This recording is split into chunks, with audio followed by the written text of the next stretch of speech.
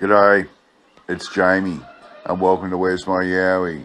Today, I'm reading an old newspaper report about a mysterious stone-throwing incident that happened at Guyra, New South Wales in 1921.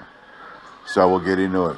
This was published in the Braidwood Review and District Advocate on Tuesday, the 12th of April, 1921, titled Strange Happenings, Mysterious Stone Throwing, Police and People Puzzled.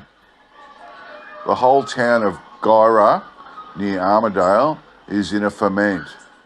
The cause is not the bunyip this time, but an outbreak of mysterious stone throwing. The police, assisted by residents, are unable to solve the mystery. The centre of the stone throwing is the residence of a Mr. William Bowen, a ganger in the employ of the Guyra Shire Council. The house, which is built of weatherboard and contains 4 rooms, is situated in an isolated locality about half a mile east of the railway station. Mr. and Mrs. Bowen and their 3 children, one a girl about 12, are the only occupants of the house. The first of a series of mystifying events occurred a week ago on Friday, when, according to her story, the girl was chased by a man about 4 o'clock in the afternoon, a quarter of a mile from her home. While she was running away from him, he pelted her with stones. By the time she reached the house, the man had disappeared. Nothing further occurred until after nightfall, when the family were alarmed by a fusillade of stones striking the house. Mr. Bowen communicated with a neighbour, and they made a thorough search around the house, but without finding any trace of the offenders. The following morning, the police were informed, and about 7 o'clock that evening, Constables Stennett and Taylor went to the house to make investigations.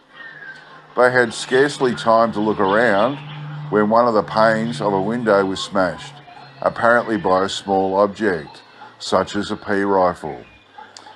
A vigorous search at once was commenced, and though every place likely to hide anybody was examined, nothing that would assist in solving the problem was found.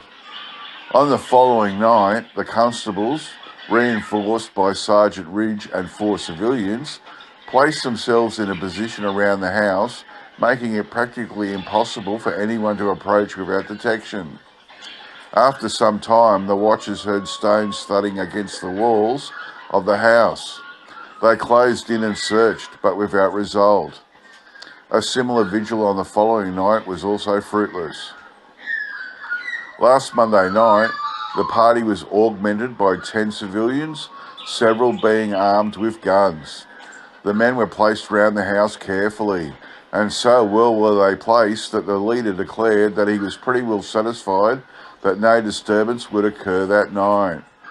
He was wrong, however, for a little while later, almost in front of Sergeant Ridge and Mr. M. Hegarty, one of the windows was smashed. 3 minutes later, another window was shattered, and the watchers closed in, flashing torches and making a close search. Again, the proceedings were without result, for nothing was found that would account for the mysterious bombardment. A search of the house revealed 2 stones, one half the size of a brick, on a bed. During the next hour, fully 20 missiles struck the building. The 5th night of the mystery saw 40 volunteers at the house to assist. As the previous nights had been dark, with either a misty or heavily overcast sky, the visibility was bad. On this occasion, however, Sergeant Ridge had procured a powerful searchlight. The house and the surrounding country were swept by the beam constantly. Despite all the preparation, stone throwing began shortly before 7 o'clock, and about 30 raps on the walls of the house were heard. Another search was without result. The Bowen family, with one exception, are greatly worried by the attacks of their hitherto peaceful home.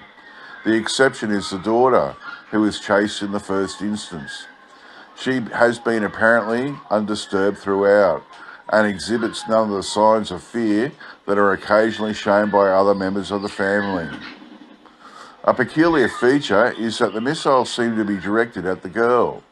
Whichever room she is taken to is assailed.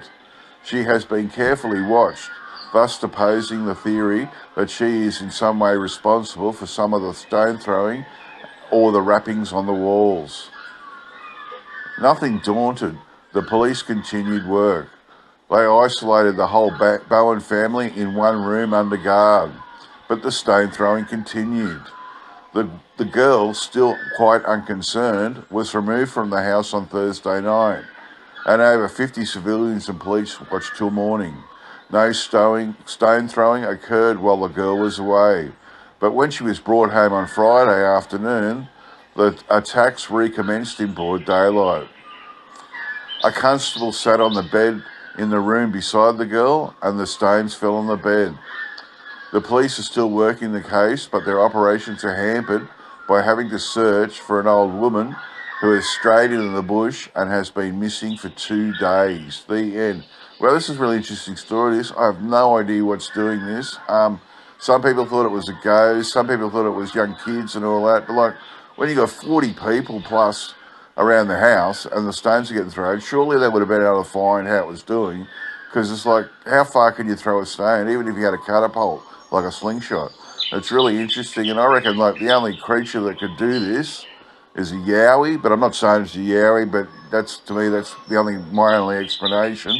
And they also made a silly movie about this in 1921 as well, and they called it the Guyra Ghost, and this is what this incident is also known as. So if you're interested in it, have a look up on the internet for the Guyra Ghost.